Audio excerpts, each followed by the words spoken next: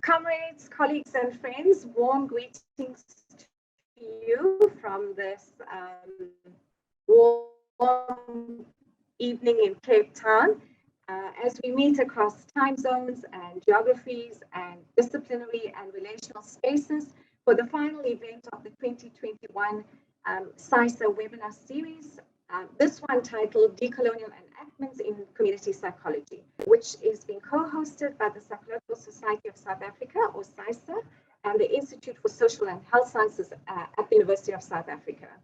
My name is Shahnaaz Suffla. I'm affiliated to both PsySSA and UNISA. I have the pleasure of opening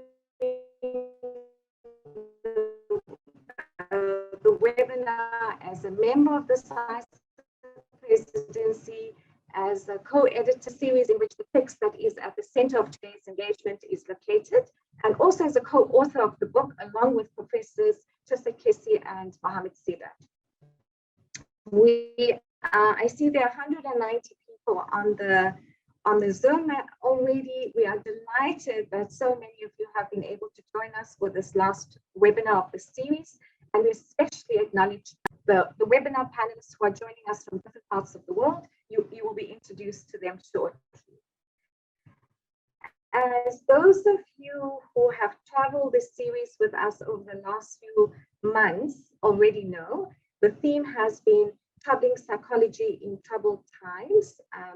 A colleague, a friend, and a member of the executive committee of PsySSA, Umi Tapadutta, who I know is on the webinar this evening, calls it the troublings, transgressed and enlarged in generative ways and creative ways and bold ways, and very excitingly through transnational solidarities, the disciplinary assumptions and practices that we hold on to, and this towards alternative forms of psychologies that are attentive to that resist really what decolonial scholar Gordon Lewis refers to as reality ignoring practices, when a discipline gives up its reach for at least movement towards reality and turns instead inward to make itself a reality.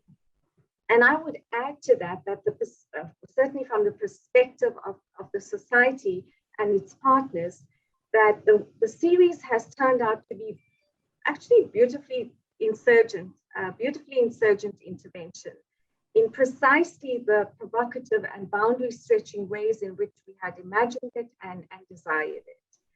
But what I'd like to do is at this point is really to say more about the series in brief, especially as we move towards its closure, is to invite Professor Garth Stevens, who is the president of the Psychological Society of South Africa and a key organizer of the series, to join us to say a few words. Garth, thank you.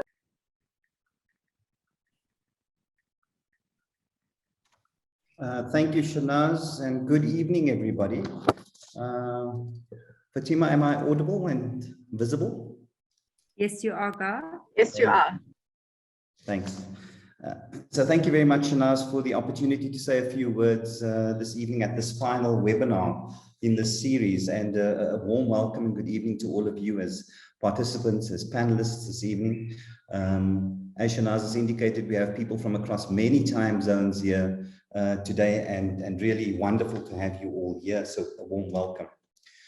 COVID-19 over the past 2 years has really given us a moment of pause, and of course part of that was to rethink the way that we were really trying to hold congresses each year.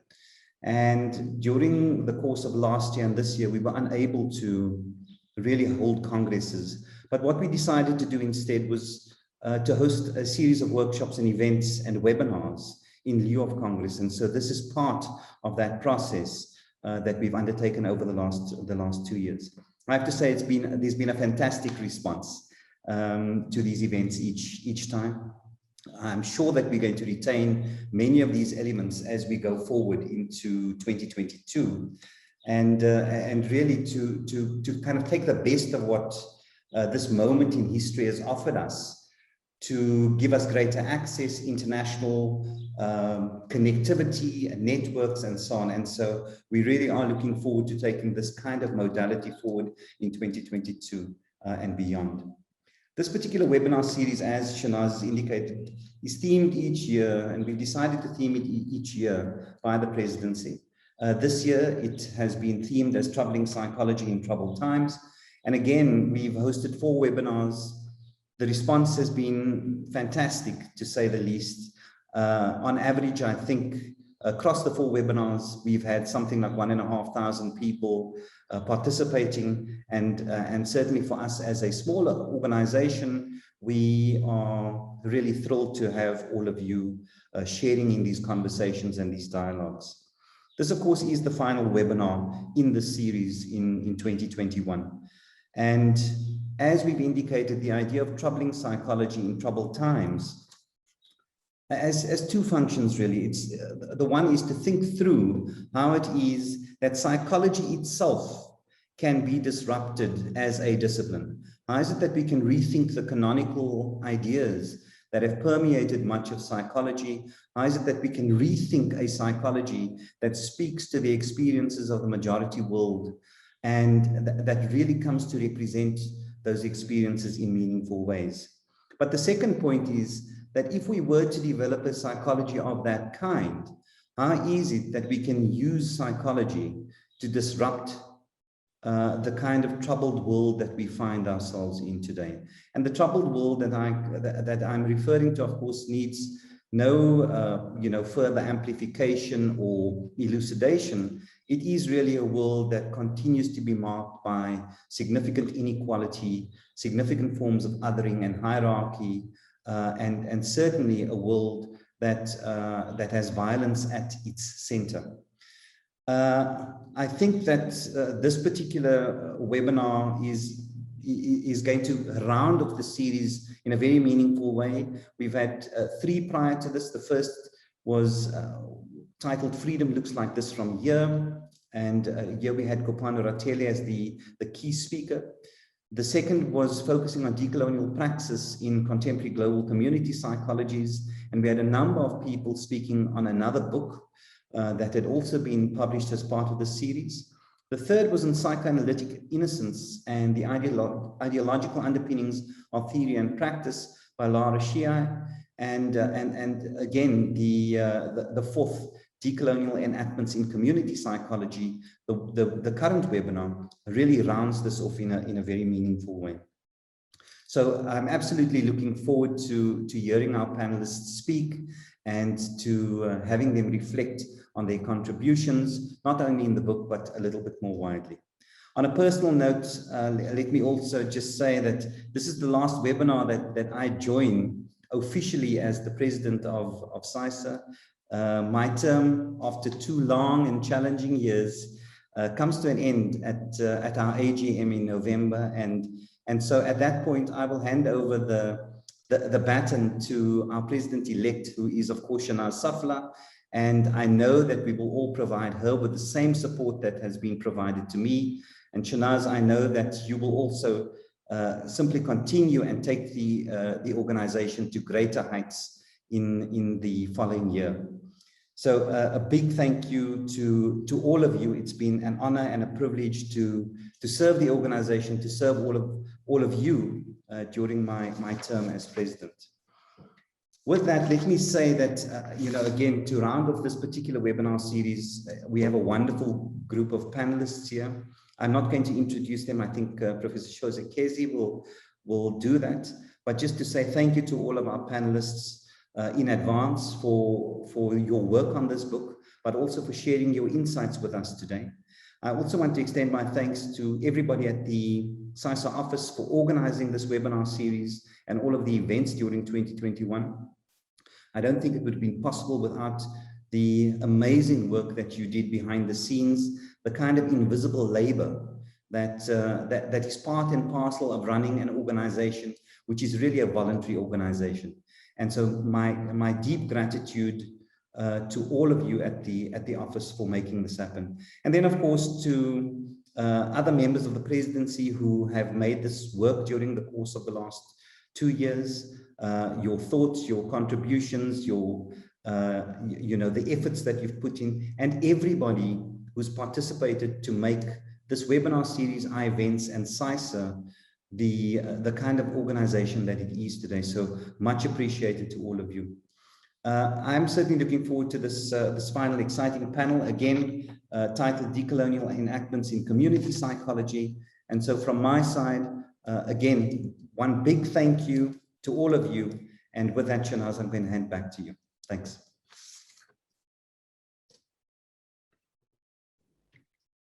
Thank you very much, Scott. I understand that my connection is not great. If it gets worse, I'll switch off my camera. Professor Stevens, I strongly echo your appreciation to the office, our members and our accomplices who have joined us in the webinar series. But especially I want to thank you for, as I said yesterday, your sterling membership, and it really has been lovely working with you. Thank you, Garth. Some very quick information from the office. Those of you who are interested in CPD points, evaluation form will be made available in the chat towards the latter part of the webinar, and also a recording will be made and I think posted on the PsySSA YouTube channel by next week. Having said that, to return to this webinar then, today's conversation draws from a book by the same title, Decolonial Enactments in Community Psychology, that is soon to be published by Springer, and that has been co-edited by Professor Shose Kessi, Mohamed Seedat, and myself, and supported by the book series editorial manager, Dr. Josephine Connell. The book, as I indicated earlier, is part of a book series on community psychology. It is the final text in a 3-book mini-series on decolonizing community psychology. And a brief word about the mini-series itself. The first of these was published in 2019. Critical acclaim. It is titled Decolonial Feminist Community Psychology and was co-edited by Professor Floretta Bronzaya and Dr. Taryn van Niekerk. The second book goes by the title Decoloniality and Epistemic Justice in Contemporary Community Psychology, and was co-edited by Garth Stevens and Professor Christopher Son. It too has been very well received since its publication last month. About the book series itself, it was launched in 2018, and its key thematic areas really arranged around three big issues for us. The one being decoloniality, power and epistemic justice, then contestation and community psychology, and finally community psychology in context. So the series then is thought of very much as a space to review, to praise the established assumptions and the knowledge economy underlying community psychology, and to encourage writings and engagements that truly recognize the plurality of people and the many geographical, psychological, sociological, and other kinds of locations that they occupy. In this way, the book series is intended to examine that which is constructed as critical knowledges, as community psychology, as liberation, and as community itself. And so the contributions to the book series draw attention to the many applications of community psychology in the global south, but also in the global north, as they relate to focal issues that we have been talking about through the course of the webinar series that connect psychology, politicized understandings and praxes of psychology to different forms of justice, questioning the relevance and appropriateness of its internal logic, and the various methods and methodologies that deal with local and global influences that come to bear on the realities and the quality of life of individuals, of communities, and of society. So with that brief description of the forthcoming book, which very much frames today's webinar, but you'll hear more about it in a moment from Professor Kessi, It gives me great pleasure to introduce the lead book editor and moderator of today's session, Shose Kessi. Shose, can I ask you to switch on your camera, please? There we are. Thank you. Love your background, by the way. Shose is Dean of the Faculty of Humanities at the University of Cape Town here in South Africa. She is also Associate Professor in the Department of Psychology and co-founder of the Hub for Decolonial Feminist Psychologies in Africa. She completed her PhD in the School of Economics and Political Science and joined UCT shortly thereafter. Key focus of Shose's research is the development of photo voice methodology. She has also done work and published on the psychology of racism in higher education, and some really exciting publications on decolonial and Pan-African approaches to psychology. We're very excited, I have to tell you, about your forthcoming co-authored book titled Pan-Africanism and Psychology in Decolonial Times. Shose, it really has been lovely working with you on this book project.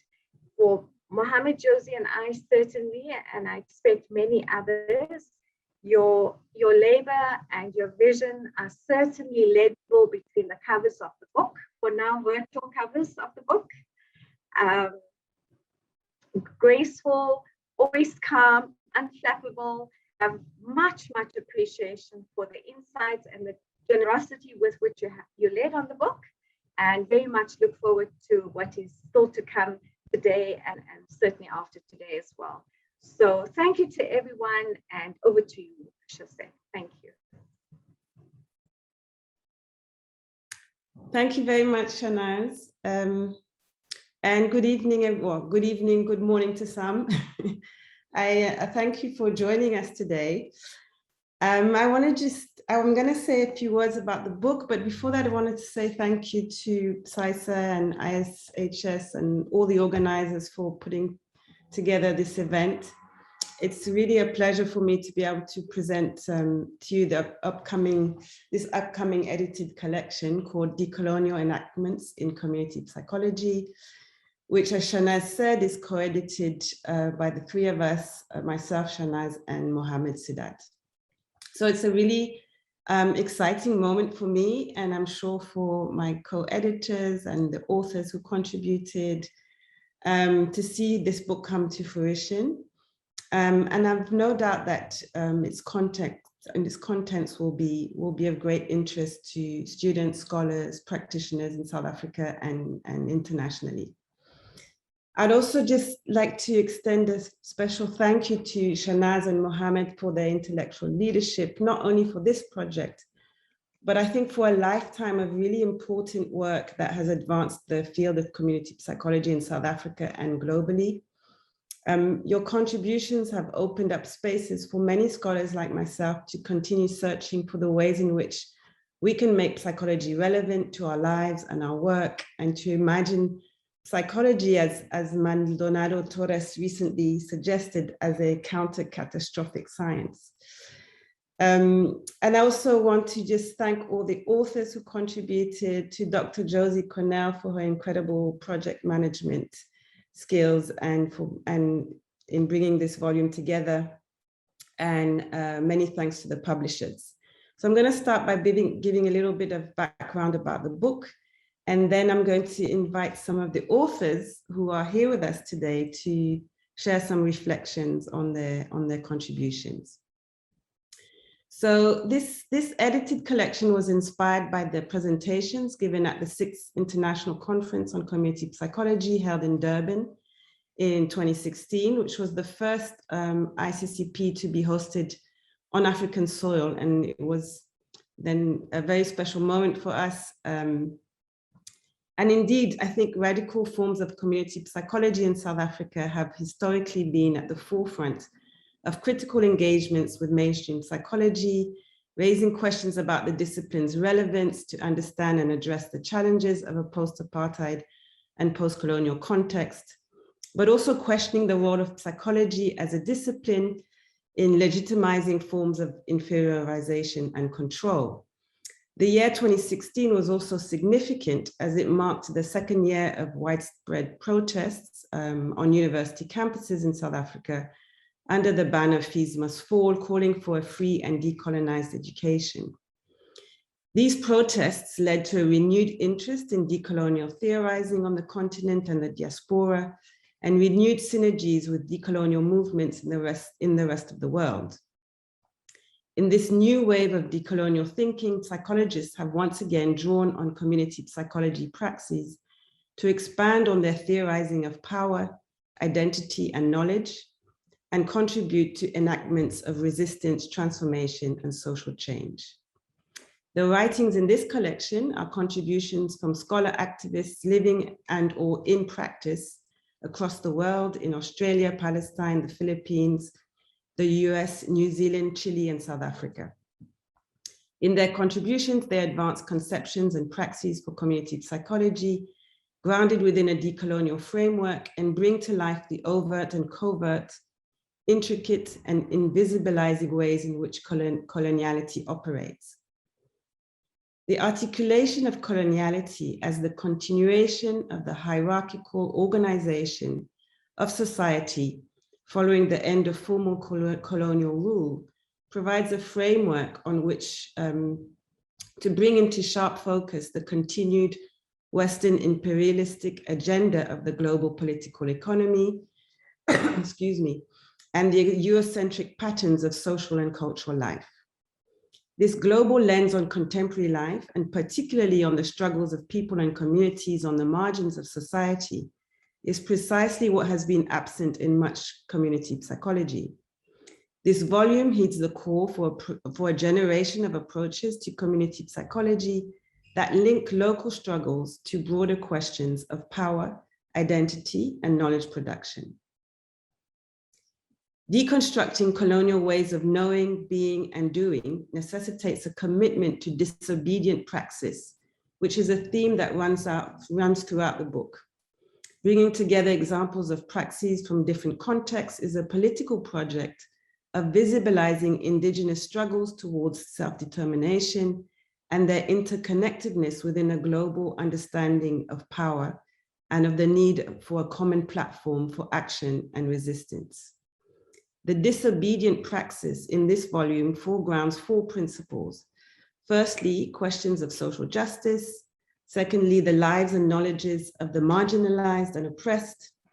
Thirdly, epistemic disobedience and transdisciplinarity. And fourthly, decolonial aesthetics. So first, social justice is the articulation of resisting and overcoming the violences of coloniality, violence being understood as the physical, psychological, and embodied cultural and structural legacies of colonial power. And Sarah Henkeman in this volume talks about these definitions of violence in her chapter. A community psychology orientation to social justice is useful as it highlights both the communal as well as the psychological imperative for deconstructing and resisting coloniality. Secondly, a decolonial community psychology is premised on centering the knowledge and capabilities of those who are on the margins of society as the result of wars, conflicts, or disenfranchisement, and whose values and beliefs are devalued, misrecognized, and misrepresented in dominant sectors of society. Denying an individual's or collective's right to their beliefs and values is undermining their agency and self-determination to exist. Some key conceptual values for centering marginalized knowledges are community participation, empowerment, and action. So a key argument in this book, however, is that the notion of the marginalized or oppressed needs further engagement and deconstruction, and that naming marginalization and oppression should not be equated with victimhood. And Umi Tapadutta talks about this in her chapter in the volume. Community psychology research has shown us that power is multidimensional. We know, for instance, that communities are not homogeneous and that power struggles exist within them. In contemporary transracial, transcultural societies, power fluctuates in intricate and complex ways. Questions of identity and belonging are often the result of intersecting dimensions of race, class, gender, nationality, and other markers of difference. A decolonial approach is perhaps useful in finding points of convergence and solidarity amongst those who have endured the legacies of colonization. We have seen, for example, in recent times, how social movements such as the Occupy movement, Rhodes Must Fall, and Black Lives Matter have gathered solidarity and led to productive and concrete actions across identities, cultures, and geographical spaces. Thirdly, almost every chapter in this volume emphasizes the need for transdisciplinarity in academic knowledge production. Disciplinary focused scholarship falls short of a critical examination of the hegemonic structure of knowledge production and the linkages between rationality, modernity, and coloniality. Community psychology is not exempt from this history. The focus on the modern individual and rational thought has often led psychologists to come to erroneous assumptions and conclusions about the marginalized and the oppressed, and to reinforce victim-blaming projects and deficit models to explain difference and inequality. The reductionism of a disciplinary lens also confines us to methodological boundaries, which for disciplines like psychology espouse experimental methods that find their roots in eugenics, phrenology, and race science. This epistemological violence contradicts the project of social justice as it reproduces ideas, attitudes, and beliefs that undermine, inferiorize, and exclude, and has therefore led community psychologists to engage in epistemic disobedience. Finally, a common thread in these decolonial conceptualizations of community psychology praxes is the role of affect, embodiment, and spirituality in social change efforts, what others have referred to as a decolonial aesthetics. At the heart of the colonial project is the dehumanization of people who do not fit the norm of the white male heteropatriarchal individual. Being outside of the norm is akin to being in the zone of non-being, and thus being denied rights and material resources, but also the subjective resources for identity construction, epistemic and cognitive justice, and the recognition of religion and spirituality. Hence, the coloniality of being has affective, embodied, and spiritual elements beyond the materiality of existence. Many of the chapters in this volume affirm this dimension as critical to the decolonial project. They speak to how intergenerational trauma, ancestral knowledge, and other forms of pain and anguish, but also love, resides at the core of their political consciousness and action, and emphasize alternative forms of praxis through the arts, poetry, music, photography, theater, storytelling, and more that tap into our senses in ways that bring together the intellectual, the experiential, and the soulful. Placing decolonial love at the center of community psychology praxis and centering the needs of the spirit is perhaps a most significant and revolutionary contribution to a discipline such as psychology. So the quadruple focus on social justice, knowledges of the marginalized and oppressed, epistemic disobedience, and transdisciplinarity, and decolonial aesthetics resonates with the radical traditions of community psychology manifest in different regions of the global South, which aim to overturn the onto-epistemological and material manifestations of the coloniality of knowledge and obtain groundedness through an immersion in everyday struggles. The book itself is divided into two parts. Part one is on conceptions of engagement for community psychology and delves into the conceptual framework for decolonial community psychology, whilst part two, called Modes of Enactments and Praxes for Community Psychology, builds on these theoretical advancements through examples of praxis in different contexts. From understandings of colonial violence to enactments of decolonial love, the chapters in this edited collection provide scholars and activists interested in community psychology, broadly speaking, with innovative concepts, practical tools, and inspiration to continue engaging in struggles for social justice.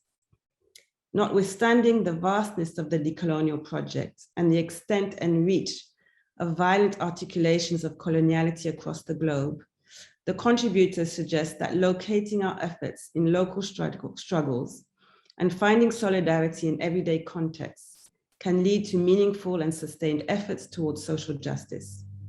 Local enactments may constitute the building blocks for transnational forms of decolonial resistance and change. So to illustrate some of these ideas, we're really fortunate to have a number of the authors who contributed chapters to this volume here with us today, despite some of the time differences. And I will introduce them. I will introduce everyone in order and in the order they're going to speak. And then each of them will speak for a maximum of 10 minutes.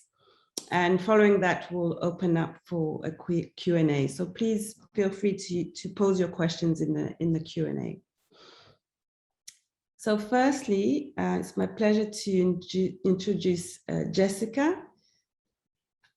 Jessica Siham Fernandez, who is an assistant professor in the Ethnic Studies Department at Santa Clara University. Trained in social community psychology and Latin American and Latin studies, her scholarship is grounded in a decolonial feminist praxis. Jessica engages critical participatory action research paradigms to support communities of color in their efforts to actualize equity and justice. Jessica's research, teaching, and practice strives towards community thriving, socio-political well-being, transformative justice, and liberation. Jessica is also the author of the forthcoming book, Growing Up Latinx, I hope I'm saying that right, Coming of Age in a Time of Contested Citizenship, to be published by New York University Press. And the book explores the lives of Latinx youth as they grapple with their social and political identities from an early age as they face an increasingly hostile United States political climate. Following Jessica, we will have Umi Tapadutta, who is Associate Professor of Psychology at the University of Massachusetts, Lowell. Her decolonial feminist praxis and activist scholarship focuses on understanding and disrupting everyday violence at the intersections of coloniality, heteropatriarchy, and racial capitalism. Working transnationally, she uses critical qualitative methodologies to interrogate the linkages between epistemic violence and myriad forms of domination codified by settler colonial modes of knowledge production. She is currently working in solidarity with Mia people in Northeast India to denaturalize oppressive conditions and to articulate experiences silenced by officially sanctioned narratives. Together, they strive to theorize from below and co-create communities of resistance against coloniality and state violence. Welcome to Urmi. Then we will have Dr. Simone Peters, who is a postdoctoral fellow on the First 1,000 Days of Life project. Simone recently graduated with a PhD in psychology from the University of Cape Town. Her research interests include marginalized Black masculinities, and how Black men talk about their gendered identities. Her work also looks at how Black men challenge dominant narratives and how race, class, gender, and location intersect to produce experiences. She is interested in decolonial and critical methodologies, namely photo voice and narrative methods of inquiry. Welcome, Simone. Rosa Cordillera Castillo is an anthropologist and engaged scholar based at Humboldt University in Berlin's Institute for Asian and African Studies. She works on peace and conflict studies with a particular focus on violence and subjectivity, othering, moral and ethical self-formation, affect and emotions, resistance and solidarity in national and transnational contexts. She also writes on the anthropology of Islam, state and religion, decoloniality, and critical research ethics. Dr. Castillo obtained her PhD in anthropology with a summa cum laude distinction in 2017 from the Institute of Social and Cultural Anthropology and the Berlin Graduate School of Muslim Cultures and Societies, Freie University in Berlin. In 2014, she founded the Philippine Studies Series Berlin, a platform for events regarding the Philippines and the diaspora. Welcome, Rosa. And then Isla Emery Whittington is an occupational therapist and PhD candidate with Shaw Wariki Research Centre, Massey University, Aotearoa, New Zealand. Her research is philosophical exploration of indigenous Maori knowledge and practices of everyday occupations.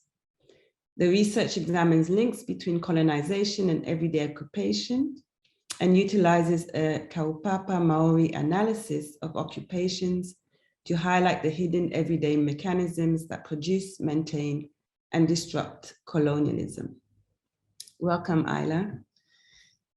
And finally, Devin Atala. Devin is assistant professor with the psychology department at the University of Massachusetts, Boston. Dr. Atala aims to engage decolonizing narrative and community-based participatory approaches to critical inquiry, primarily within his long-term partnerships with communities in Palestine, communities of color in Boston, and with Mapuche indigenous communities in Chile. So these are our panelists today. Thank you so much for being here.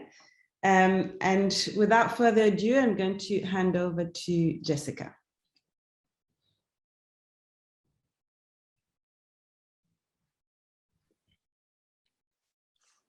Thank you so much, Shose, for that introduction, and to Garth and Shahnaaz as well. I am honored to be invited and be able to hold space with so many of you. Thank you to all who organized this webinar and to everyone who is joining us across locations and times. I am grateful for the opportunity to be able to share and connect with you. So for now, I'm going to share my slides and I'll go ahead and begin to be most mindful of our time together.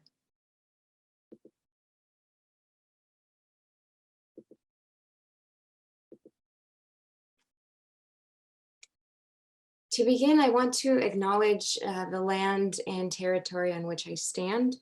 I join you from a region I acknowledge belongs to the Ohlone and Muwekma Ohlone people, where I am an uninvited occupant working to decolonize my ways of knowing and being within and outside of the university and the academy. As an educator and community engaged researcher, I strive to leverage institutional resources to support community efforts and struggles that challenge the manifestations of coloniality and power. To that end, today I want to reflect on decolonizing participatory action research in community psychology and offer a proposal for abolitionist research. Given my positionalities as a Chicana, as an immigrant born in Mexico and schooled primarily in the United States, my subjectivities as a mestiza inform my approach to participatory action research.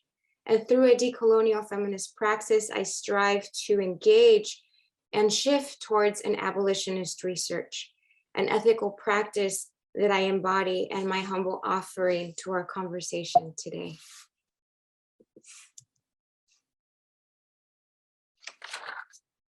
To ground my orientation towards abolitionist research, I want to acknowledge and underscore a quote by Chicana feminist scholar Chela Sandoval, who emphasized the importance of knowledge rooted in communities.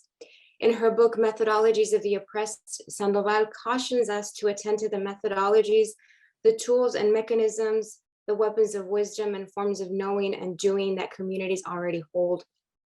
She writes, "It is also imperative that we not lose sight of the methods of the oppressed that were developed under previous modes of colonization, conquest, enslavement, and domination, for these are the guides necessary for establishing effective forms of resistance under contemporary global conditions. They are key to the imagination of post-coloniality in its most utopic sense." In imagining a post-colonial, decolonial praxis in community psychology, and specifically in PAR, and working towards the actualizing of these visions, one paradigm that is fundamental that we engage with and strive to decolonize is participatory action research, because PAR can help disrupt hegemonic knowledge by fostering opportunities for critical relational dialogues anchored in shared power, local knowledge, indigenous cosmologies, and effective and embodied subjectivities. Or as Sherry Moraga writes, theories in the flesh that can guide participatory humanizing methodologies, abolitionist visions that strive for liberation from repression, resistance, resilience, and refusal. In guiding this vision and imagining of a decolonial PAR praxis, I want to offer two questions.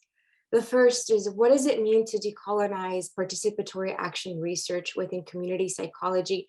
And for me, it's very important to situate it in the socio-historical context of the US. And relatedly, what are key elements, values, principles, and ethics towards a decolonial and decolonizing PAR praxis? Decolonization is a process, and as Frantz Fanon writes, decolonization is also a historical process, and decolonization never takes place unnoticed because it influences individuals, it modifies them, and it fundamentally alters things and rhythms and ways of being, and it can provide a new language and a new sense of humanizing connections. To respond to the first question, I purport that to decolonize PAR in community psychology, we must engage in abolitionist movements. We must embody and practice abolitionist research. In her book, We Will Not Cancel Us, Adrienne Mayer Brown writes that abolitionists know that the implications of our visions touch everything. Everything must change, including us, in order to create the futures in which we all know we can belong, be human, and be held. We must build life-affirming institutions, including our movements.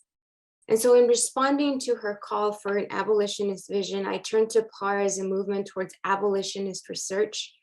PAR that is characterized by a set of key elements, values, and principles that can guide us in a decolonial undoing or towards the decolonial turn, as Nelson Maldonado Torres writes, in humanizing and producing life-affirming experiences that center the power, agency, sovereignty, and collective determination of communities in struggle for liberation.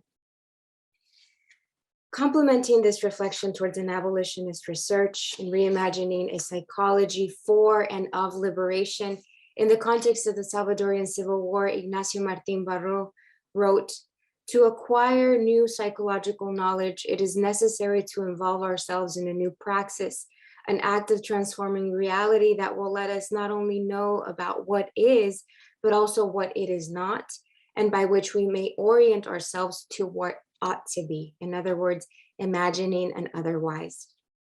And this is what has really informed my approach and PAR praxis, orienting myself towards a praxis that requires being attuned to our unique identities and positionalities and the socio-historical, cultural, and political locations that inform the struggles that are being fought by communities on the ground.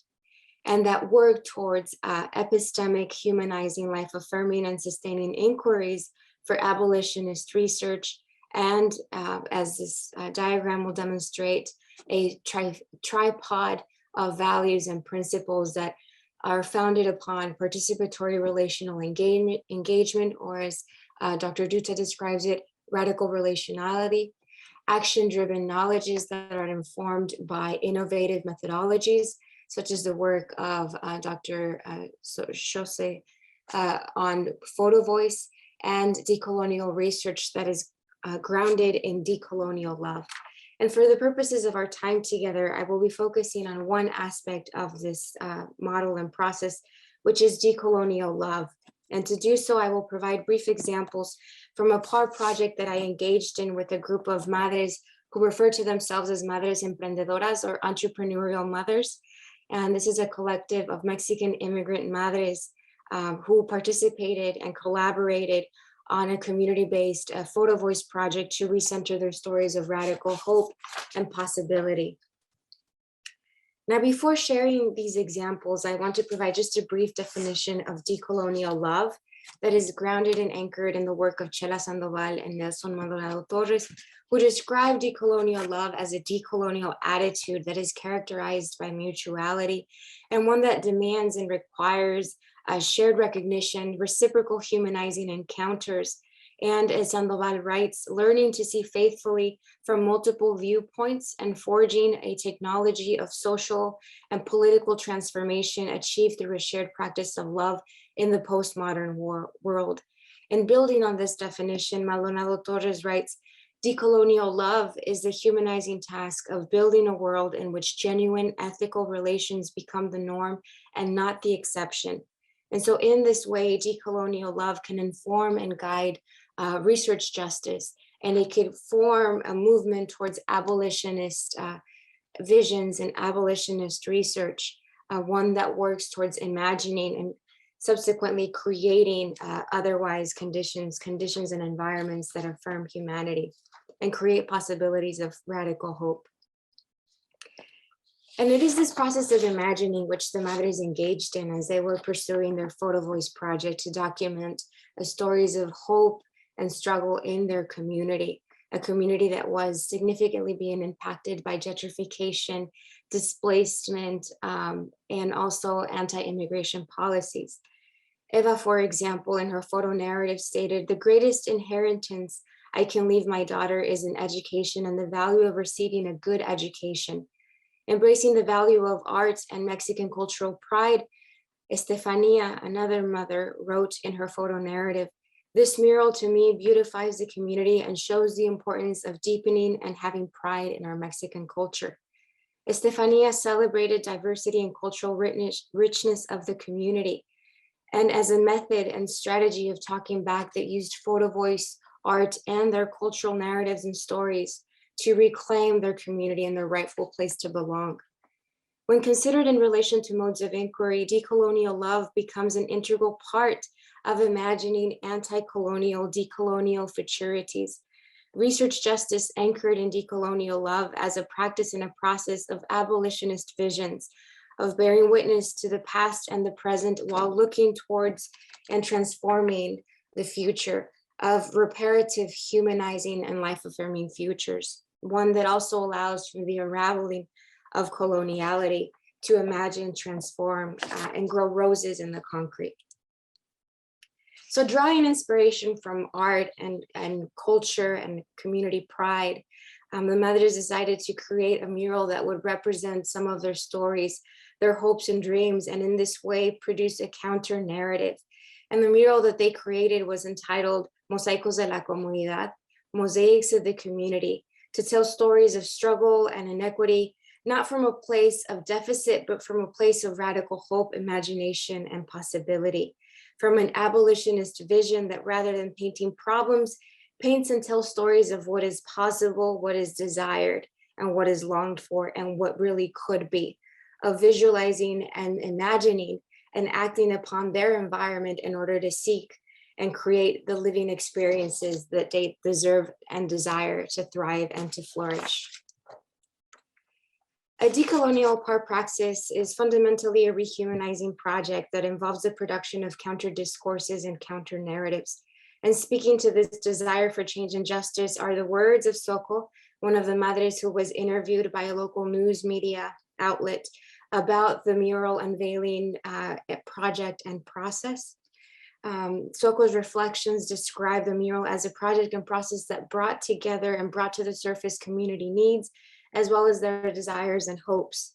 And so to decolonize participatory action research, specifically in community psychology, it is important that we engage in abolitionist visions and movements of existing in a world through the cultivation of collective well-being and of the radical centering of voices and stories that can circulate to legitimize, uplift, and affirm cultural knowledge in the pursuit of life in dignity, liberation, and justice. And so to conclude, I just want to end with a few points, bearing in mind our time together. I want to emphasize that it is important to engage in a critical socio-historical awareness and understanding of collective and shared lived experiences, that we must trouble paradigms that undermine community knowledge and struggle, and we must forge opportunities to foster and nourish a collective consciousness and action and an abolitionist vision, and to practice what Gloria Anzaldúa describes as a spiritual activism that begins with moves outward in order to challenge and transform unjust social structures, that combine self and collective reflection and growth, and that critically strive to design the material conditions in which we ought to live and be in, and to the development of new tactics or methodologies of the oppressed that create possibilities in abolitionist visions for survival, thriving, resilience, resistance, and refusal, and refusals and revolutions anchored in decolonial love. Thank you so much for your time, and I look forward to our conversations.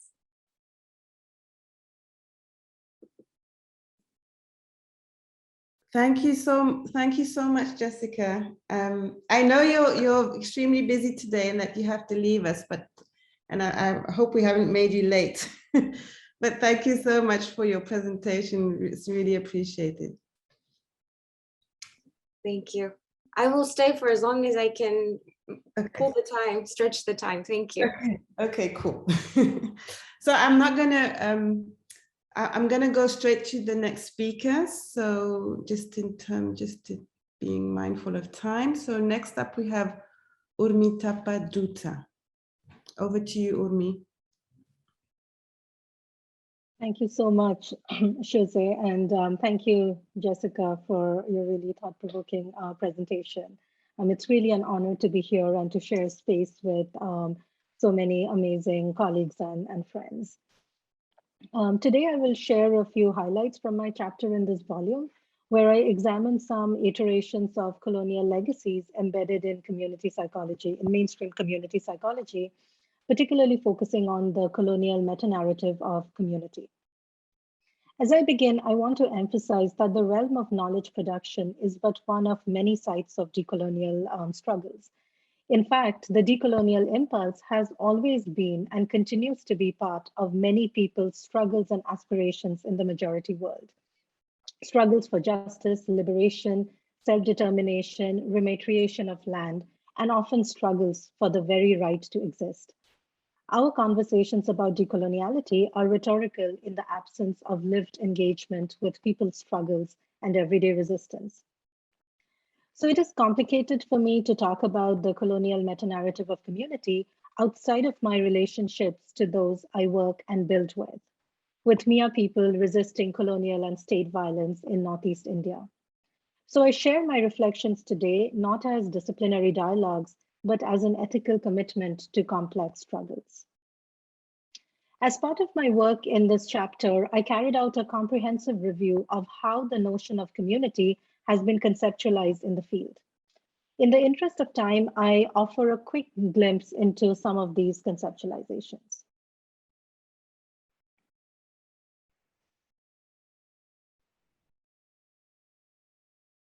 So I interrogated these conceptualizations, asking what is at stake in this kind of classifying, defining, classifying, categorizing ideas of community.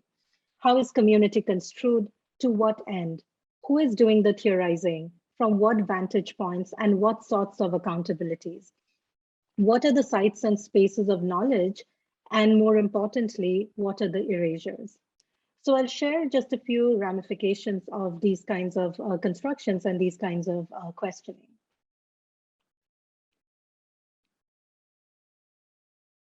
When community becomes the object of study, it becomes the knowable other.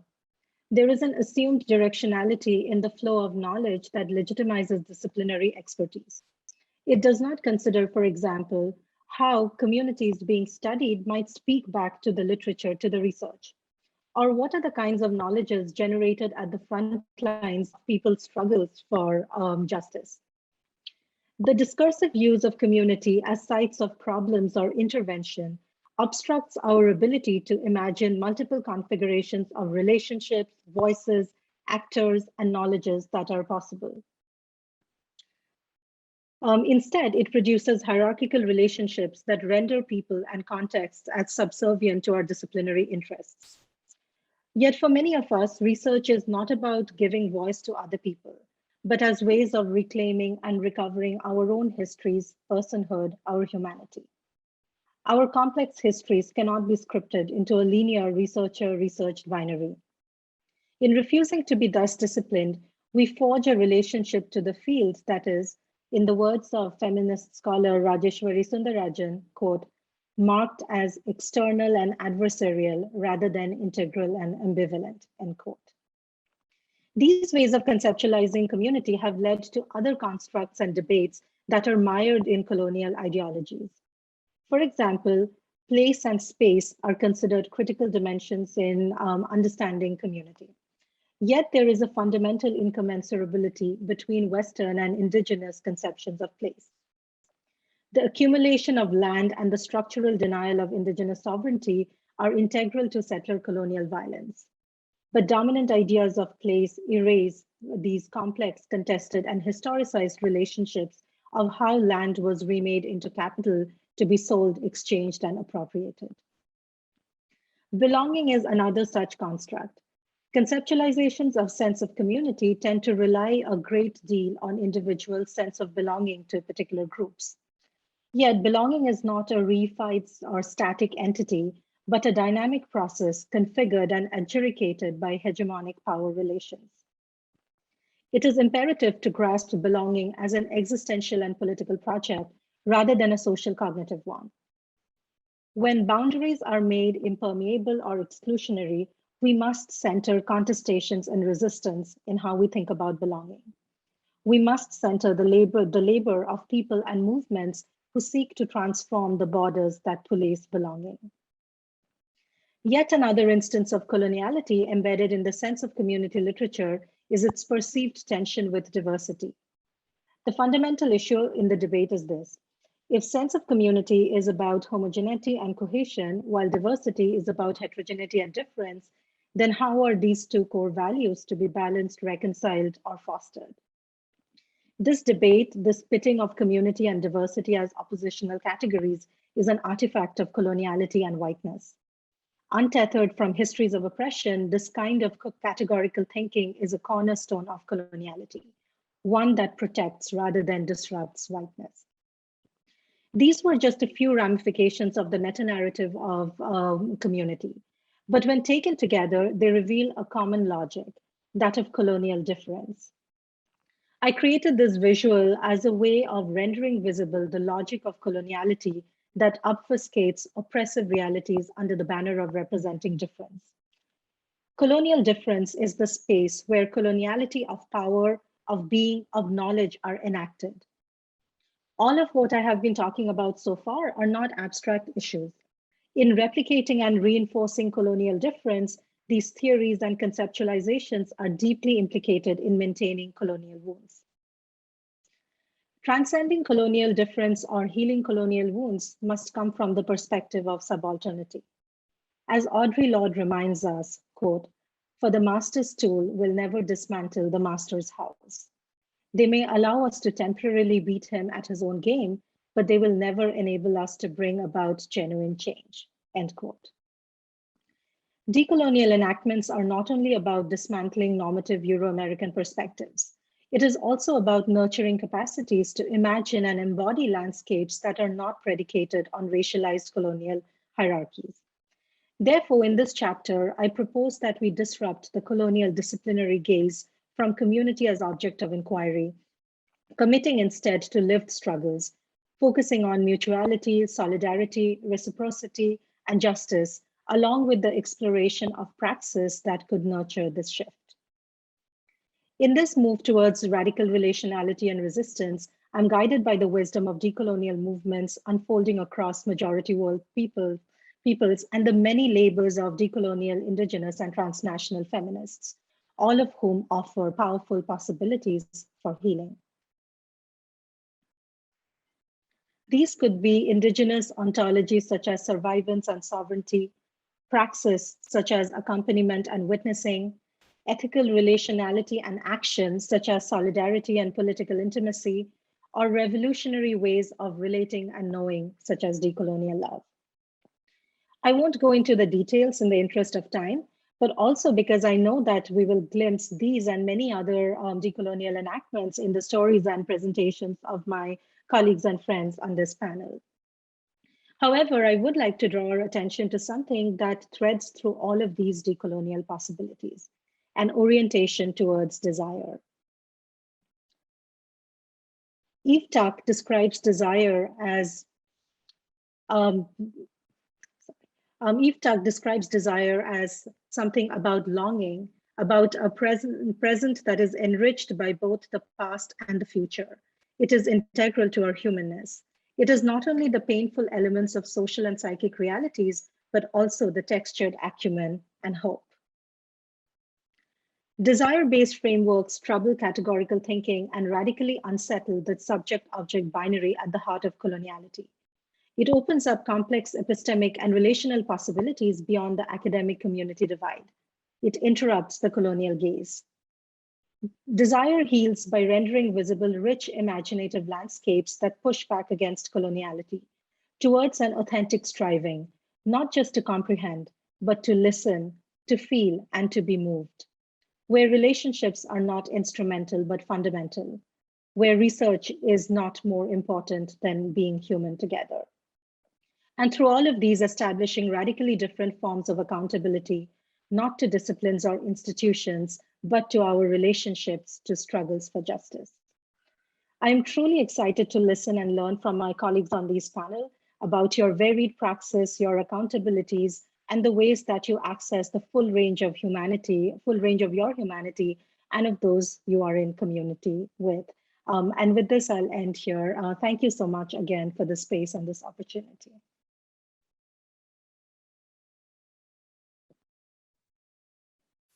Thank you so much, Urmi. It was a fantastic contribution and makes us, there's a lot of things to think about notions of community, particularly as we are talking about community psychology. So thank you so much for that. We're going to go straight to the next speaker, who is Simone Peters. Simone, are you there? I am here. I'm here. Yes, I am. Cool. So thank you to the organizers for having me and for the editors for the opportunity to share a chapter in this book. I firstly want to thank my co-authors, Professor Shose Kessi and Professor Floretta Bonzaya, who co-wrote this chapter with me, and also to the community of Bishop Lavis and all of my participants who were part of this project. So in our chapter, So firstly, in this presentation, I'm just going to offer some reflections around this chapter because 10 minutes is very little time. So I'm going to do my best to stick to the time. So in this study, we did a photo voice project with young men who are raised as colored and who live on the outskirts of Cape Town in an area called Bishop Lavis. And so this chapter really just came out of a frustration that I had identifying myself as a colored and being part of Bishop Lavis and part of this community, just really a frustration of these essential colonial tropes that were just being constantly reinforced about this group of young men and also their communities. And so I know that I'm talking to a lot of people around the world. So many of you may not know what colored means. And so in South Africa, with the 1950 Population Act, the term colored came along by the apartheid government to classify those who were neither white and neither black, colored. And so these were essentially people of mixed descendants. And so the identity has kept fluctuating and it's been very contested, with some people rejecting the notion while others have reconstructed it by calling themselves colored with a K, colored, and others just accepting the title. And so with this group of men just really embodying what it means to be colored and just using the platform of photo voice to challenge the narratives that existed around them and their communities.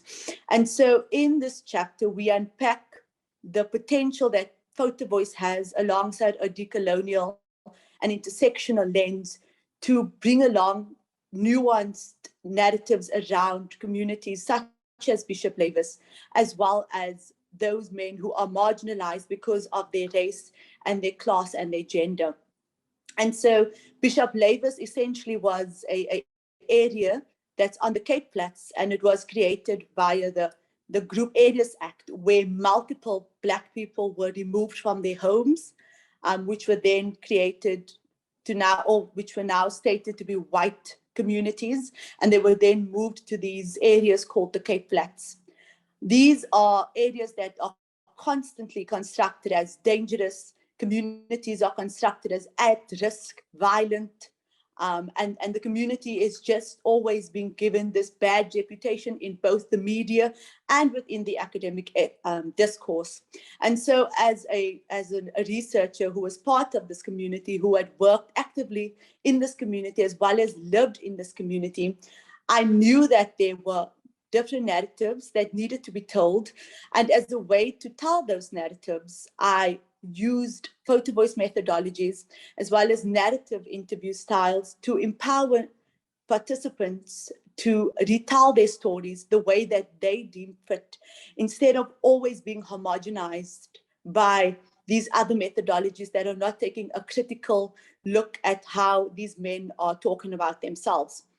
And so in the chapter, we look at the complexities of these men's experiences, as well as the complexities in how they tell their narratives about their communities, which both reproduce stereotypes in particular ways, but also challenge stereotypes.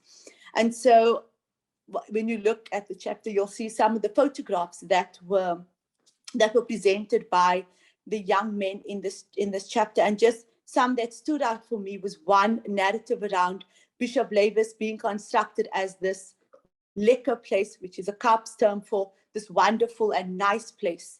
And in this narrative, the young men powerfully reconstruct their community as one of belonging, one of love, a community where these are people that come together, a community that stands united, a community that fights alongside each other. When one person does not have bread, another community member will step up and provide that bread, even though there's so much structural violence and poverty in these communities. They show that they are not victims of their circumstances, but that they have used their resources the best way that they can to reconstruct and restructure their communities. And so these are narratives that tend to not be shown in the public. It's not shown in our media, and it's not shown in the dominant narratives of communities on the Cape Flats. And so this chapter is really just a sort of bridging of what community psychology could look like if we use critical methodologies where we critically reflect on our own positionalities as researchers. What are we doing in communities? What are we bringing to communities? And also, how are we removing this expert positionality that is automatically assumed onto the researcher? And how are we creating platforms for the community themselves to retell the stories that they want to tell about their communities, to retell the stories that they want to tell about being raised in particular ways and being classed in particular ways, which really dismantles this colonial essentialist views of these young men, well, in this study. And so really this chapter just offers a way for us as scholars to really think about what is it that we bring to communities, and how are we engaging communities in substantial ways that empower them and that create platforms for them to challenge the status quo. And so I think that is it from my side. Yeah, I know it's short and sweet, but I don't want to take too much time. But thank you for the panelists that have come before me. And I'm excited to hear what the other panelists will bring later on. Thank you so much. Thanks. Before we move to the next speaker, Mohamed Seedat has joined us, who is one of the co-editors of the book. Don't know, Mohamed, if you want to say a quick hello. Hi, evening. Sorry that I had difficulty joining earlier. Fantastic. All the voices I'm listening and the images I see on the screen. Warm welcome and really an important moment for all of us. And a special warm thanks to our dear colleague and comrade Shose. Thank you. Thanks, Mohamed. Thanks so much. I'm going to go to Rosa Castillo. Over to you.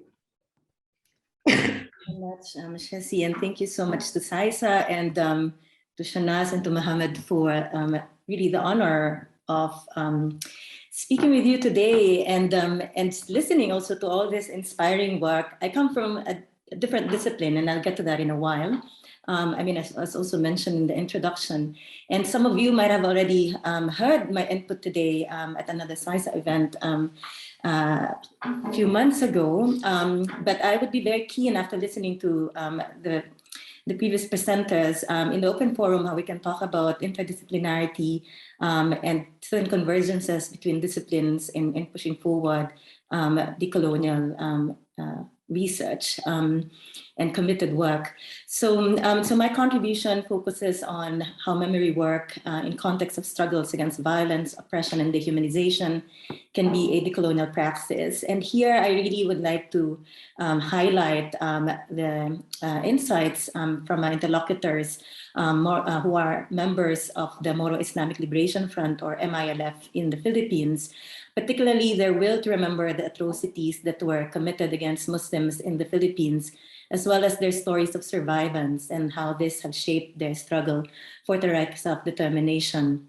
So this is based on my long-term ethnographic and engaged research in the Southern Philippines.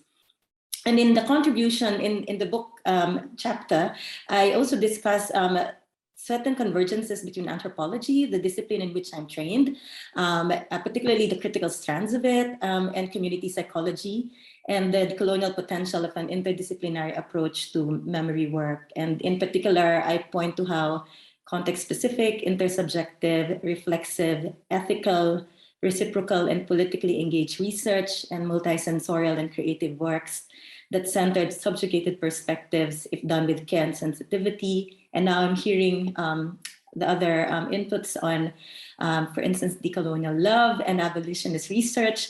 I would be very much keen to explore all this as well in relation to my work. So if done with care and sensitivity, so to the power dynamics between researcher and her interlocutors and among her interlocutors can be a decolonial praxis.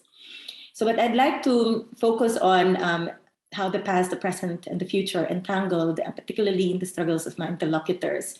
So decolonial scholars have pointed out that colonial representations, repression, and erasure of the colonized people's past are a form of epistemic violence that is instrumental in creating and upholding the coloniality of knowledge, being, and power that divides the world's population into degrees of being human. So the ways in which representations of the past are mired in coloniality is a key battleground in decoloniality. It is a project of counter-ontology that asserts and redefines what humanness ought to be and render present in their own terms those who have been erased, thereby rejecting or contesting coloniality's categorization of humanity. Furthermore, excavating and asserting subjugated past can provide, in the words of liberation psychologist Ignacio Martin Barro, and I quote, models of identification that, instead of chaining and caging the people, open up the horizon for them towards their liberation and fulfillment, end quote. A critical reckoning of the past and surfacing subjugated pasts are intrinsic in what indigenous scholar Linda Tuhiwai-Smith refers to as the critical pedagogy of decolonization that can lead to alternative knowledges and thus alternative ways of doing things. A decolonial approach to memory work, however, should not merely reproduce stories of victimhood that can harden differences. and hatred between people. And indeed, as was also raised by previous presenters, it's important to look at the community resources and their narratives also of survival and resistance. So as examples from community psychology and indigenous studies show, and which I also explored through the experiences and narratives of my interlocutors, memories of shared suffering and survivance can instead serve as a guide or resource for groups in liberating themselves from oppressive conditions. Memory work, which involves the interplay of memory and imagination, plays a significant role in the MILF struggle, which can be seen as a movement towards what Adolfo Alban calls re-existence. These are strategies and mechanisms that question and render visible what he refers to as the practices of racialization, exclusion, and marginalization towards a life of dignity and self-determination. And it is within this light that I see the will to remember of my interlocutors in the Philippines, a country that has been profoundly shaped by over 400 years of multiple colonialisms, as well as by resistance to the colonial order, and where Muslims have been dehumanized, marginalized, dispossessed of their lands, and violently attacked, and where contemporary anti-Muslim biases and the political economic exclusion of Muslims in the Philippines continue to be shaped by these colonial logics. This have not gone unresisted throughout the Spanish and American colonial period and the post-colonial era. And by the 1960s, communal and state violence, the latter targeting Muslim populations, particularly during the martial law, led to the birth of the Moro National Liberation Front and eventually the MILF. These groups reframed the Spanish pejorative label Moro into a positive reference for Muslims as freedom fighters and waged an armed struggle for the Bangsamoros' right to self-determination. So particularly from 1969 to 2019, the protracted war has killed more than 100,000 people and displaced millions. And this included massacres committed against Muslim communities by state and non-state actors, the central focus of the MILF and its adherents' memory work. So for many Moro I interacted with, massacres and martial law are the pinnacle of violence against innocent people and is central in their collective identification as an oppressed but valiant people. Through the MILF, through its religious teachers and leaders and affiliated NGO workers, mediated narratives of massacres in their trainings, in their seminars, mosque sermons, and radio shows. So in my book chapter, I discuss some of the narratives of my interlocutors of why it's important for them to remember the past. And one of these very powerful motivation for them to remember the past and to continue telling the stories is to inspire people to continue claiming for their rights, and so that they should learn to defend themselves. So these messages are especially potent because massacre is not a thing of the past. It continues to be part of people's lived reality and a haunting reminder of what could potentially be. So I also discuss some of these events in the book chapter. The notion that massacre is an ever-present threat and the possibility of its recurrence compelled Liberation Front leaders and adherents to remember the massacres so that the people's resolve to defend themselves and fight for their rights and to not let the past happen again is strengthened. So for them, to remember is a way of exercising control over the present and of directing the future, a project not merely of individuals, but also of the group. And these are also done through storytelling within communities, within families, wherein families recall experiences with violence, and in weighing the past, this forms part of how they understand their past and how they imagine their future as a counterpoint to the violent past and uncertain presence. And they would refer to this in terms of their collective as a people that they have endured and that they have collectively survived. Such conversations are often infused with fellow feelings of pain, sympathy, empathy, pity, and determination, provoked by remembering and imagining this suffering. And the intergenerational transmission of memory connect individual stories and experiences with the collective story, as well as bridges generations with each other, particularly for those who have never experienced martial law and the massacres during that era. So let me just quickly go through that. As we all know, also, of course, the historiography has also been particularly in the Philippines but also elsewhere in terms of subjugated past have been distorted, have a distorted portrayal of subjugated past. So this is another realm in which the MILF asserts, where they highlight Muslims' continued resistance throughout the 300 years of Spanish colonization, and where they assert that the Bangsamoro people are oppressed but valiant and unconquered. And they also therefore tell a lot of stories about how communities and individuals have survived all these atrocities and the stories of bravery. I just like to also then mention that remembering and forgetting are not a uniform process for all individuals involved, even if the collective memory is prevalent, impacted as these processes are by material, social, and political conditions and individual circumstances. The past and the imagined future can be contested or have different significance, even among those who belong to the same group of oppressed people. And while I do not have the time to flesh out these nuances, I recognize that a decolonial approach to memory work needs to take these tensions and contestations into account. So let me just end that despite tensions in memory work, some of which I also discuss in the book chapter, its importance in shaping the present and future renders it an integral part of decoloniality. My interlocutors' will to remember is part of their struggle to have a peaceful and prosperous life and a future of self-determination. There are also attempts at breaking the hierarchies of humanness and the colonial logics of violence and subjugation that have inflicted so much suffering on Muslim populations in the country. They are, in other words, to quote from Mohamed Seedat, a disparate community's resistance to hegemonic identity constructions and a quest for generative collective formations. As a Bangsamoro civil society officer said, it is in the past that defines us, and it is also the one that pushes them forward into the future. The recent establishment of the Bangsamoro Autonomous Region in Muslim Mindanao, which is currently headed by the MILF, is a historic and important step towards recognizing the Bangsamoro's right to self-determination. So in the conversation later, I'd be very keen to engage with community psychologists on how successfully harnessing the decolonial potential of memory work can lead to local and global liberatory projects, and the methods and the perspectives and the stances that individuals and communities and collectives can engage with. Thank you very much for listening, and I very much look forward to our conversation. Thank you so much, Rosa. Thank you. I'm going to go straight to Ayla.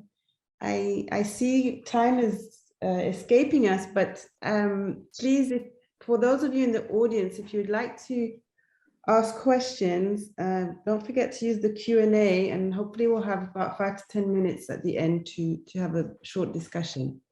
Over to you, Ayla.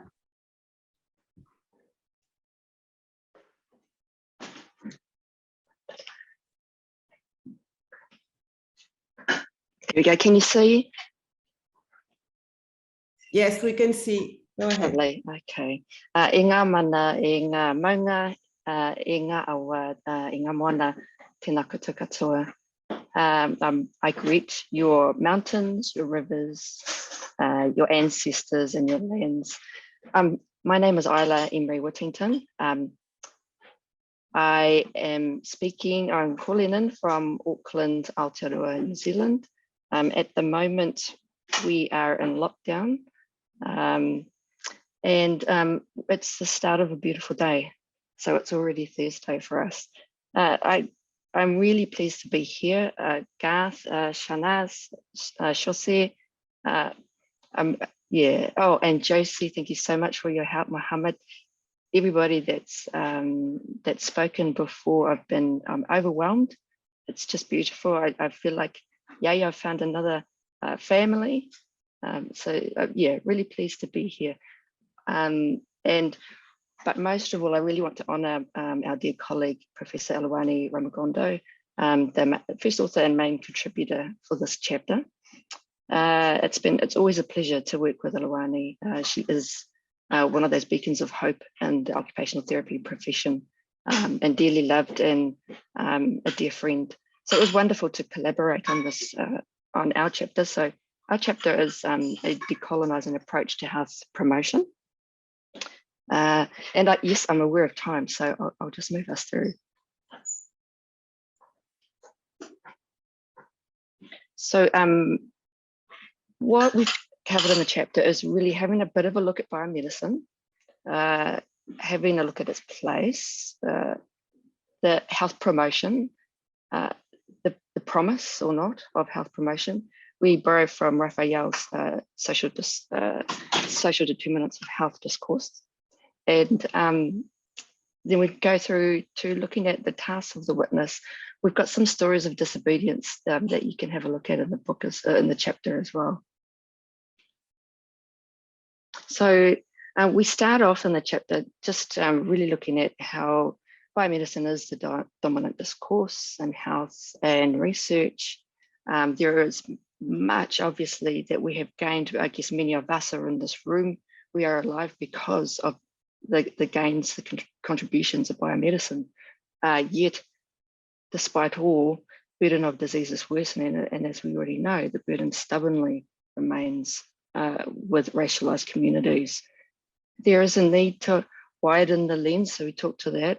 We've got to go beyond the molecular and the tiny and the individual.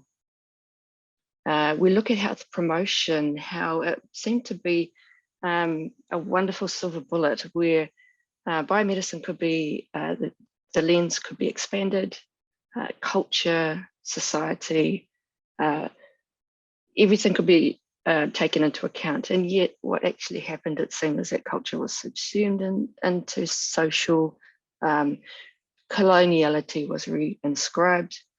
And so we talk a little bit about the need to widen the focus again beyond the individual, and borrowing from Fricker, noticing epistemic injustice and estimating. That means not underestimating, but absolutely keeping a spotlight on neo-colonial power, for example, neo-colonial powers, for example, pharmaceutical industry, and perhaps the role of this industry has been a little underestimated when it comes to health promotion.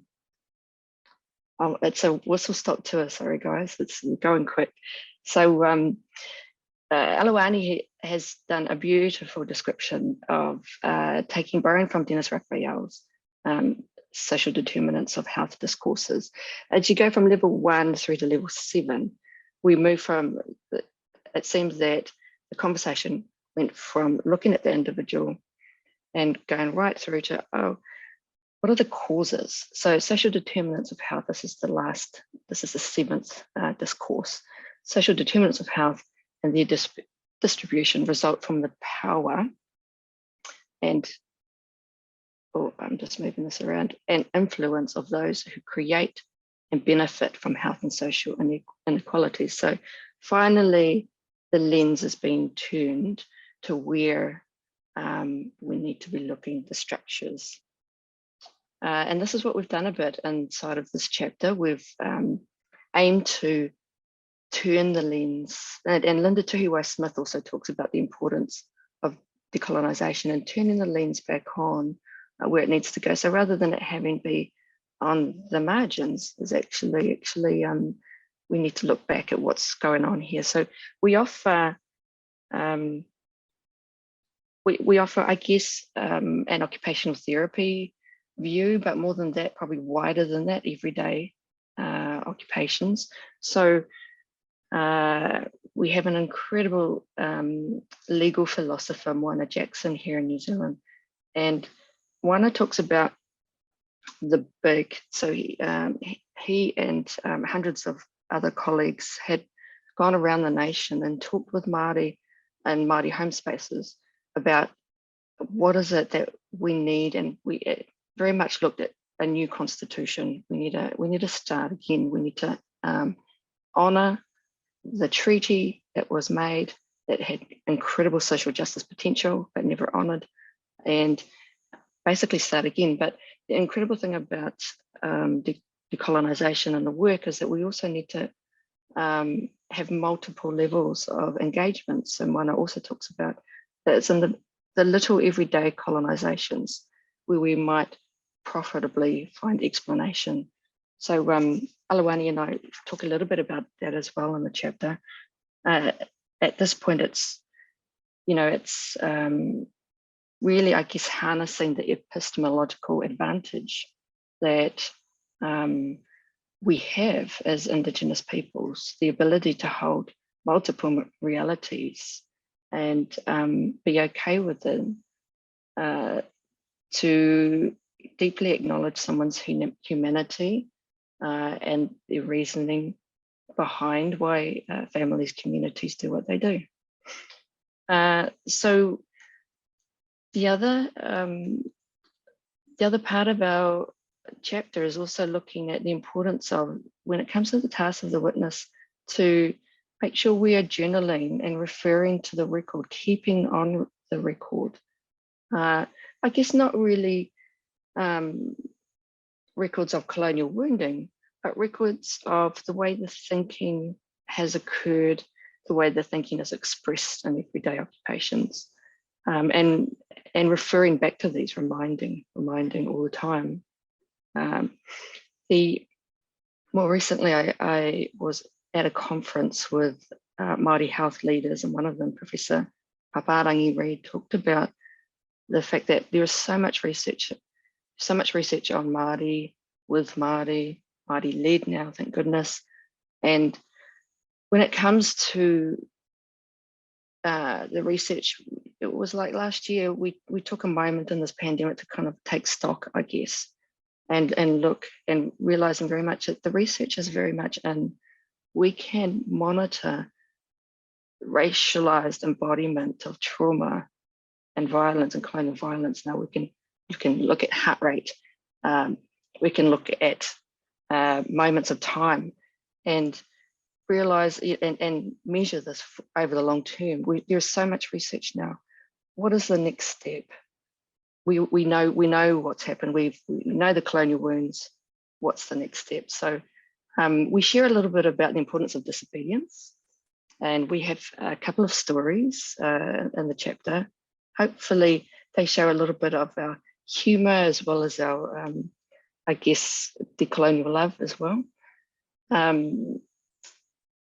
But for most of all, I guess what we're sharing in terms of these stories in the chapter is that importance of disrupting those spaces and not just in our professions, but those spaces everywhere, every day, that demand the participation in our own dehumanization, to constantly disrupt.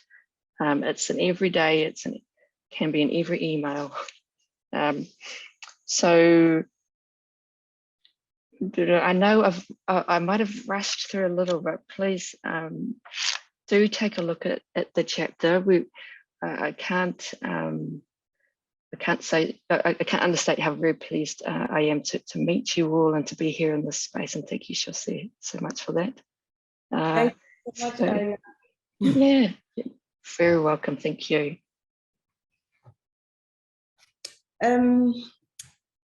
Everyone, I'm going to go straight to Devin. We've got about 15 minutes left. So Devin, over to you. Thank you so much.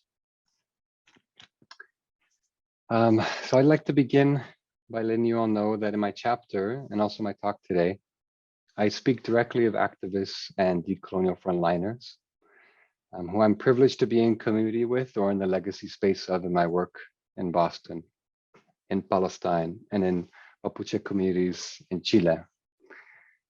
So in my chapter and in this talk, when I do speak of folks, I use pseudonyms to name and speak of people I mention, who in many ways are here with me now. You know, and I wonder what is there for me to share in this context outside of this groundedness. And each person I mention, the names that are pseudonyms, are points of inspiration and examples, guides, a compass in my community work.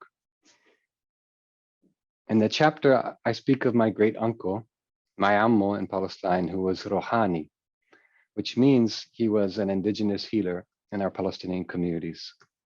I speak of Sayen and Machi and Katu, Mapuche healers and freedom fighters against Chilean colonial nation state.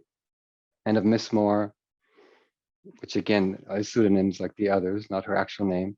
She is someone who has been so important in my daily decolonial practices. Miss Moore is an elder in our Boston communities of resistance against racism, as an organizer, healer, educator, and leader in our communities of color. So I want to begin with noticing the wisdom and the work of community activists teachers, people who inspire ways of knowing and loving, and me that remind me of what communities of co-resistance can be. I think of what the colonial feminist Maria Lugones talks about as being creatively in coalition. Umi Tapadutta, who is also on this talk today, Urmi and I were able to recently reflect together on what being creatively in coalition means in our work. And I've also been privileged to work closely with Hana Masoud on these topics. Hana is a Palestinian community psychologist and postdoctoral fellow in our research collective. And we've recently explored these deeply in our writings and work. So big ups to Urmi and Hana and so many folks who make my work possible, including my life love partner, Celeste, and my children. My parenting praxis is such a part of my radical community praxis, so invoking this now feels important. So that's my intro. I'm sorry I don't have slides, folks, but in many ways, I like to begin with a question. It's a question I love, and I recently heard Alexis Pauline Gums ask. And it's a simple question. It's how do we be together? How do we be together in troubled times? How do we be together against oppression? And I really appreciate this question and value practices that seek to build homefulness in our ways of relating against colonial displacements. Practices that emerge as resources for resistance, nurturing our continual defiance and remembrance in the face of so many forces that aim to forget and destroy, to dismember us each and every day. One practice that I'm trying to understand more deeply now involves how to challenge colonial notions and neoliberal individualism inside and out of this academic space of an academic institution. And as a point of departure, to me, this involves that I work from a place of decolonial desire to ground my work in multiplicity and in legacy, in a legacy space of peoples before me, trees that of course will outlive me. I ask myself this question in my research, in my teaching, in my healing work. How can I be together in ways that are grounded on decolonial love?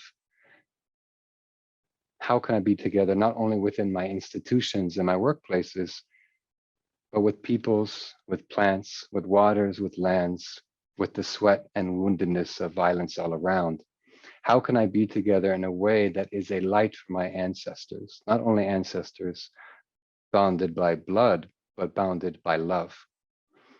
Now, I'm not talking about blood bonds here in that way, but this is decolonial love requires us to understand love bonds. And how can, with decolonial love, we work in ways where our ancestors can see this and honor and make visible the multiplicity of ways of knowing outside of the colonial singularity. So what is this multiplicity and abundance that is seated in our indigenous ways of working earth, remembering, for example, my Palestinian grandfather, and not just as a person, but remembering my grandfather's olive groves, his hunting grounds, right, which are now colonized spaces. Those same hunting grounds and olive groves are populated now by Israeli settlements. But still, I have access to those grounds and those groves in my memory. And I long to work in community in ways that make it possible for this groundedness and this spirit to find me. That is what I'm studying, right? That is, to me, that's decolonial enactment in community psychology in many ways. And it's not the only enactment, obviously. This is about multiplicity, right? And so, but it is, for me, I find it meaningful to really understand that beginning my work is not about beginning with my birth or my name. It's about honoring a beginning that challenges colonial individualism and understanding that intergenerationality in our work.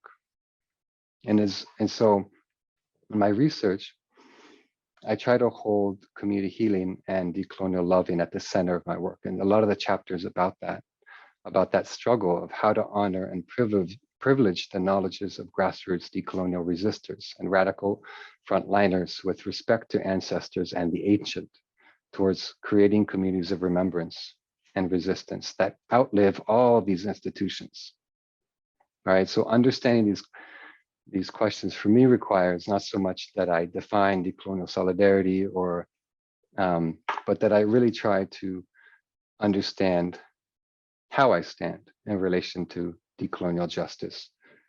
Not only how I stand, but where I stand, with whom I stand, right? These are the questions that I bring in, try to bring into my work, looking deeply at these coalitions. Even just last night, Miss Moore and I were speaking on the phone. And like I said at the beginning here of this, my short talk, Miss Moore is an elder, a community activist, educator who's worked for decades against racism as a Black woman community facilitator here in Boston and beyond. And last night on the phone, Miss Moore and I were speaking together about boundaries and ways to protect one another in community, while also trying to open ways for growth. And she shared with me a quote from cellist Glenn Dining from the book, My Name is Cellist, and I'm in Recovery from Western Civilization. The quote was something like, boundaries are not about knowing where I begin and where you end.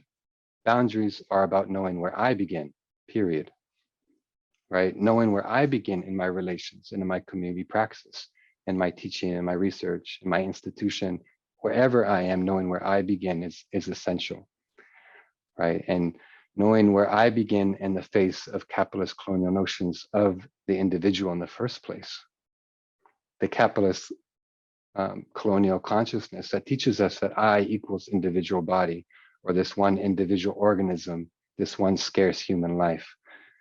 But we're always understanding where colonial definitions of community can be disrupted and pushed, right? As Prentice Hemphill and again, Alexis Pauline Gumbs uplift in their teaching, which in so many ways is rooted in Black queer liberation movements. There's a yes here that feels important. Yes, you can capture, enslave, torture, kill the individual body, but no is of course important. You can't touch the spirit. You can't access the infinite interconnected love. This understanding resonates so deeply with me as a Palestinian, right? And I see this practice in Palestine and what we call sumud and our steadfastness. And I see it interrelated with Mapuche communities in Chile that I'm so privileged to be in community with, from hunger strikers like Machi and Katu, who fights against carceral logics and torture in colonial prisons in Chile. And of course, in Palestinian communities, rooted in the untouchableness of the infinite, the way that colonial violence does dismember bodies and lock so many Palestinians away as individuals that cannot incarcerate the infinite interconnected love in our struggles and our movements. So Israeli colonialism cannot capture or make fugitive the Palestinian liberation movement when we stay rooted in the abundance of our everyday decolonial love practices, right? This is about breaking free from this prison colonial project where we stay interconnected, where we honor that I stands for intergenerationality and not individualism. When we honor our decolonial struggles in this way that are always transnational. So I'm gonna wrap up, I'm conscious of time. And I do believe that I just, as I end, I'd like to say that I believe that decolonial love holds the power to reconfigure time and space. And this is why it's so important that love, rebellion, and remembrance are practiced together and in community.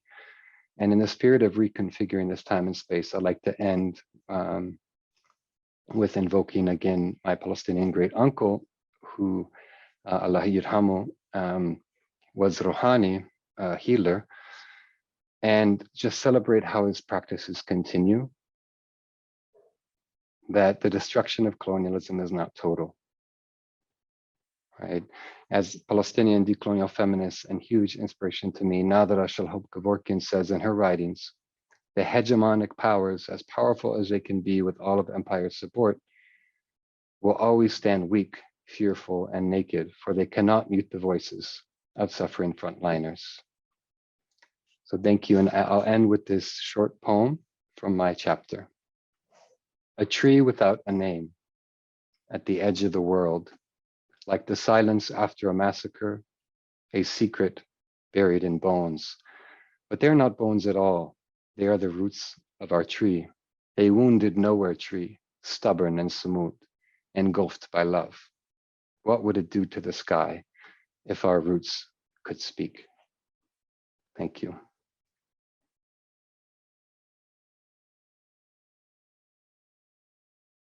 Thank you so much, Devin. That was so beautiful. Thank you.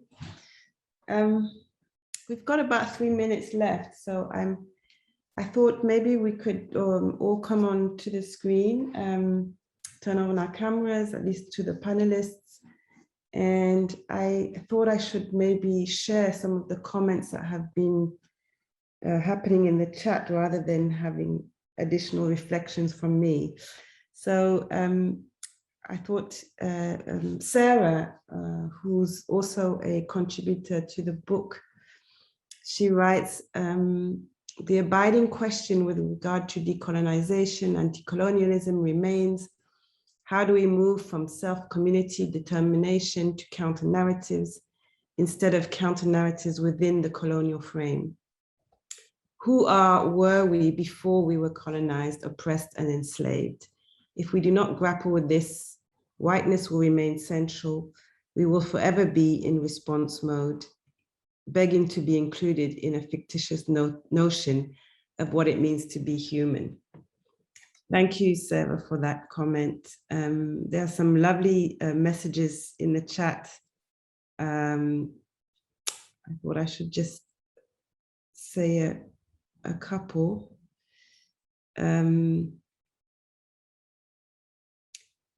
A lot of thank yous. Thank yous for a diverse, connecting presentation. Thank you to the panelists for your meaningful work. What is so tangible in this presentation is the actual move from simple cognitive and rational sense-making. Not that it is an important line of intelligence, but here I'm hearing heart, I'm hearing and seeing and feeling connection, as centering a lived experience of heart. Thank you. It is truly a more integral approach to us perceiving and experiencing the world. So appreciative. There's many, many comments. I hope you get a chance to see them. From my side, thank you so much for your time. I'm sure that now that everybody's heard your presentation, everybody who's here will be going out buying the book. And I really hope that at some time in the near future, we'll be able to connect in real time, well, in person. But at the same time, these types of webinars give us the opportunity to stay connected, across the world. So it's really exciting for me that all of you are have contributed to this book. And I really look forward to seeing it in print. Thank you so much to the audience. Thank you to Shahnaaz, Garth, and all the organizers. Have a good night.